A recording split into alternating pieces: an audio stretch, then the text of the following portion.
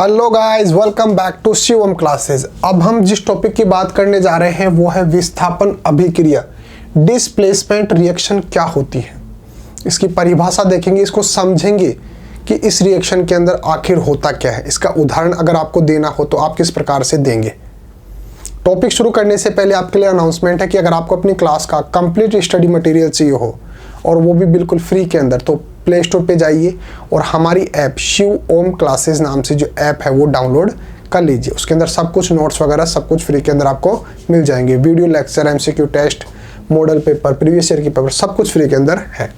तो देखिए, सबसे पहले देखते हैं डिस्प्लेसमेंट रिएक्शन क्या होती है। मान लो कि कोई भी एक अणु है या यौगिक है, वो अगर किसी तीसरे चीज के साथ क्रिया करता है, जैसे सी के साथ क्रिया करता है। अब अगर ये सी जो है वो इसको हटा दे और खुद इसके साथ जुड़ जाए, कहने का मतलब ये आपस में रिएक्शन करके ए के साथ तो सी जुड़ जाए और सी को बोले कि ओके टाटा बाय बाय गया। यानी कि ऐसा कोई पदार्थ जो दूसरी चीज को तो रिप्लेस कर दे और खुद उसका स्थान ले ले। अब सर वो ऐसा क्यों करेगा? मान लो कि ए जो है वो बी को तो चाहता है कम, इसकी सक्रियता तो है कम ए के साथ, लेकिन सी जो था वो कुछ कहीं गया हुआ था, इसकी वजह से वो बी से काम चला रहा था, उसके साथ क्रिया कर लेता है। लेकिन ये जो सी है ये इसके साथ क्या करता है, ज्यादा सक्रिय है, ये इसको ज्यादा चाहता है।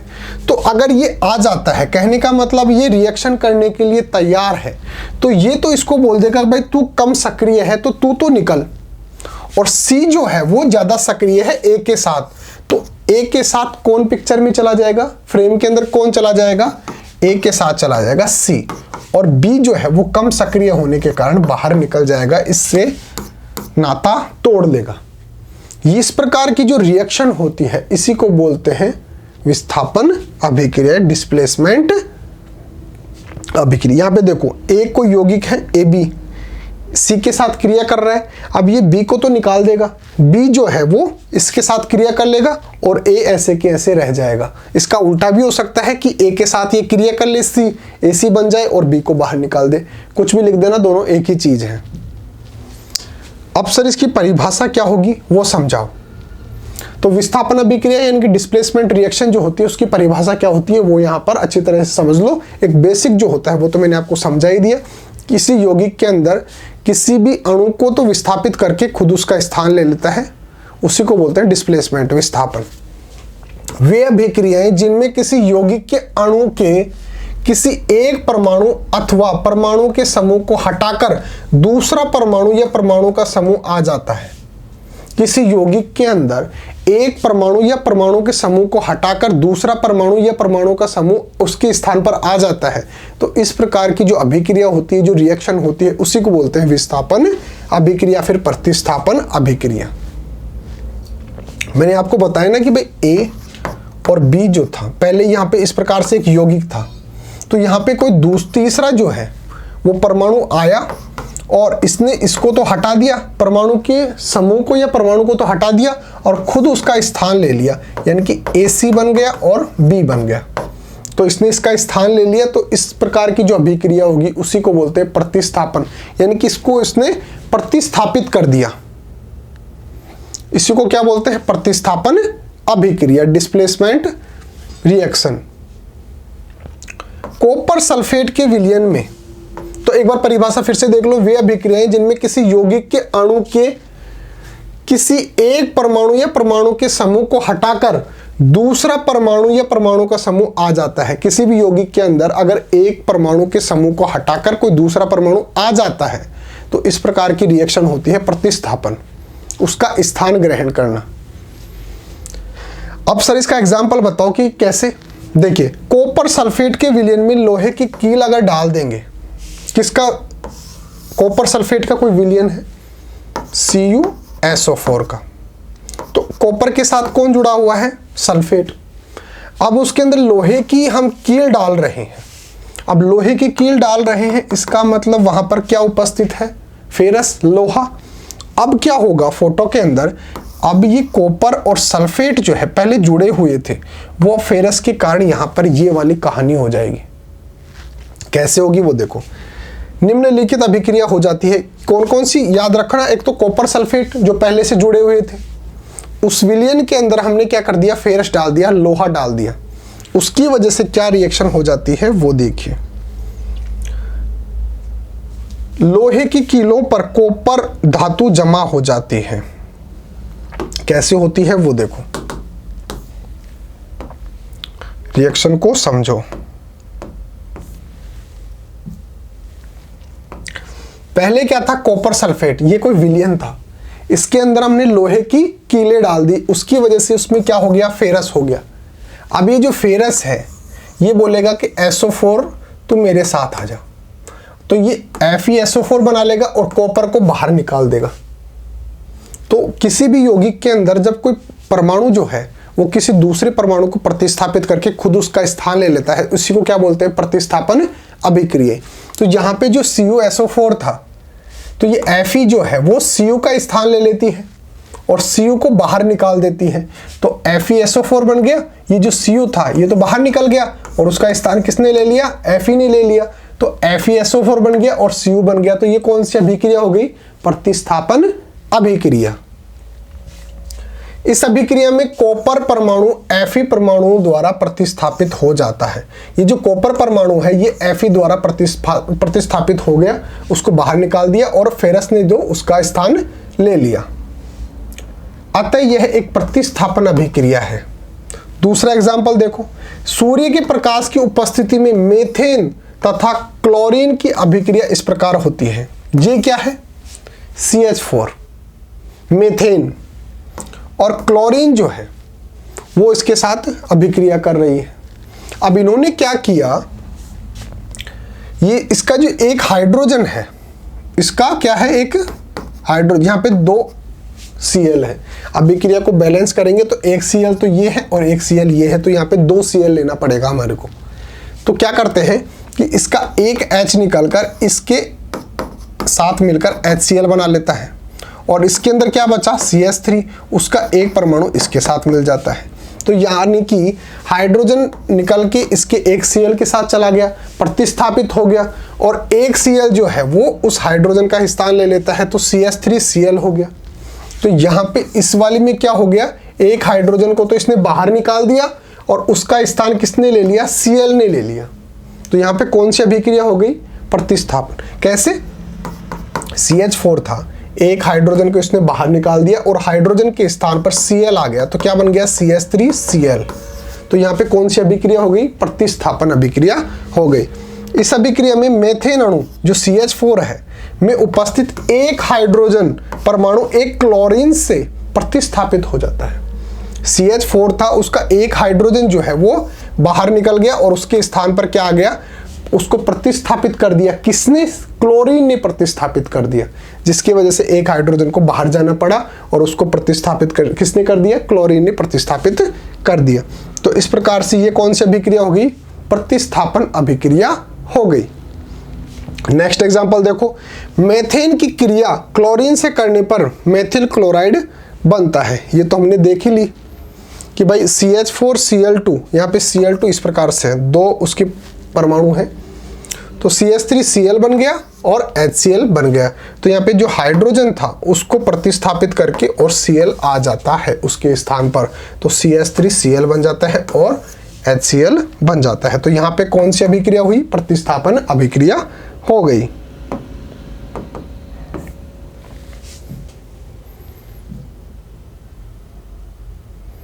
यहाँ पे आपके एक्टिविटी दे रखी है, कॉपर सल्फेट के विलयन में डूबी हुई लोहे की छड़, जो हमने शुरू में बात की थी ना भाई, CuSO4 था,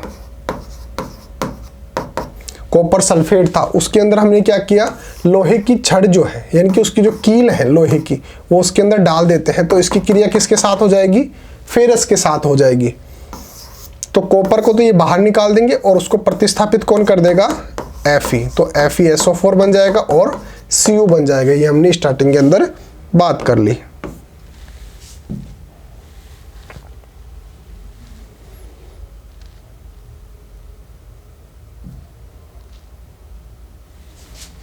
यहाँ पे देखिए Fe था, CuSO4 था, तो इसको Cu को प्रतिस्थापित करके और यहाँ पे क्या आ जाएगा Fe, तो क्या बन जाएगा FeSO4 और Cu बाहर निकल जाएगा। तो उपरोक्त अभिक्रिया में लोहा दूसरे तत्व कॉपर सल्फेट के विलयन से विस्थापित कर देता है। इस अभिक्रिया को विस्थापन अभिक्रिया कहा जाता है। एक के स्थान पर दूसरी चीज आ जाना, उसी को क्या बोलते हैं, विस्थापन अभिक्रिया कहते हैं।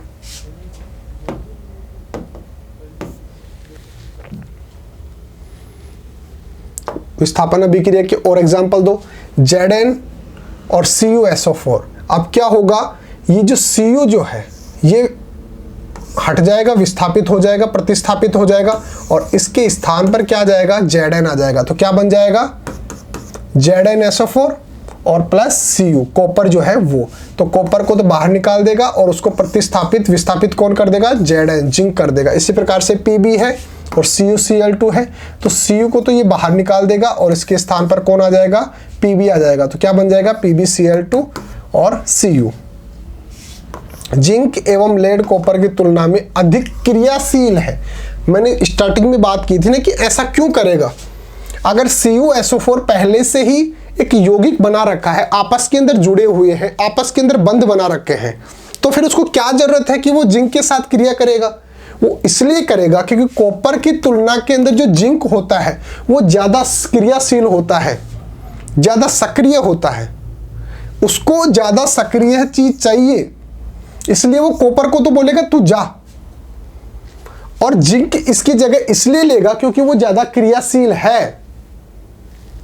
तो अगर आपको कोई पूछे कि विस्थापन जो अभिक्रिया होती है वो दूसरे तत्व द्वारा विस्थापित क्यों होती है, वो इसलिए होती है क्योंकि दूसरा तत्व जो होता है वो ज्यादा क्रियाशील होता है, ज्यादा एक्टिव होता है, और इसकी वजह से वो उसको तो निकाल देता है क्योंकि वो कम एक्टिव है, और इसका स्थान खुद ले लेता है क्योंकि वो खुद ज्यादा क्रियाशील है। इसलिए वे कॉपर को उसके यौगिक से विस्थापित कर देते हैं। खुद ज्यादा क्रियाशील होने की वजह से वो कॉपर को तो बोलते हैं तू जा, तू कम क्रियाशील है और मैं ज्यादा क्रियाशील हूं, इसलिए वो उसको धक्का निकाल देते। यानी कि जो जिंक है वो क्या है, ज्यादा ताकतवर है, और कॉपर जो है वो कम ताकतवर है। इसकी वजह से ये कॉपर को बाहर निकाल देते हैं और सल्फेट के साथ खुद क्रिया करके जिंक सल्फेट बना लेते हैं।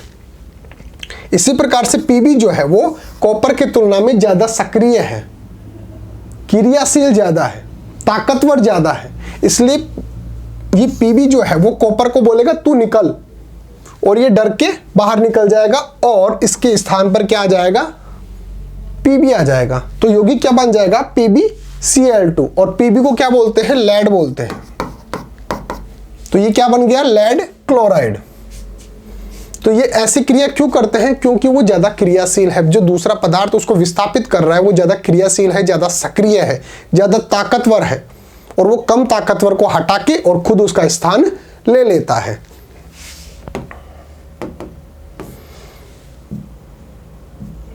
तो इस टॉपिक में इतना था। सिर्फ हमारे को जो विस्थापन अभिक्रिया या फिर जो प्रतिस्थापन अभिक्रिया है वो हमारे को पढ़ना था कि किसी यौगिक के अंदर कोई दूसरा जो परमाणु है वो उस परमाणु को तो हटाकर, जो कम क्रियाशील है उसको हटाकर खुद उसका स्थान ले लेता है। इसी को बोलते हैं विस्थापन अभिक्रिया, प्रतिस्थापन अभिक्रिया। वो ऐसा क्यों करता है, क्योंकि वो ज़्यादा सक्रिय होता है। हमने एग्जाम्पल भी देख लिए।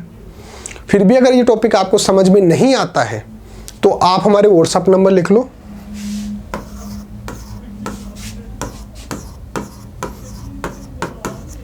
8696608541 हमारे व्हाट्सएप नंबर है।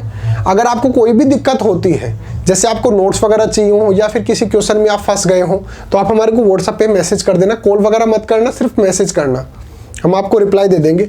नोट्स वगैरह भी चाहिए होंगे तो आपको ये 0 है ना, 8696608541 व्हाट्सएप नंबर है। और प्ले स्टोर पे से शिव ओम क्लासेस नाम से जो हमारी ऐप है वो तो आप हमेशा मोबाइल के अंदर इंस्टॉल रखा करो। उसके अंदर आपको सब कुछ फ्री के अंदर मिल जाएगा, और मैं आपको स्पेशल बैच के अंदर भी जोड़ दूंगा। आप हमारे को व्हाट्सएप पे मैसेज कर देना कि मैंने इंस्टॉल कर लिए है, मेरे को बैच के अंदर जोड़ दो। उसके अंदर आपको सब कुछ फ्री के अंदर मिल जाएगा, चाहे वो नोट्स हो, मॉडल पेपर हो, सब कुछ, वीडियोस वगैरह सब कुछ फ्री के अंदर मिल जाएगा। तो मिलते हैं अगले टॉपिक के साथ, तब तक thank you so much. Shivam classes के साथ बने रहिए। मैं था आपका हमदम ओम प्रकाश सैनी,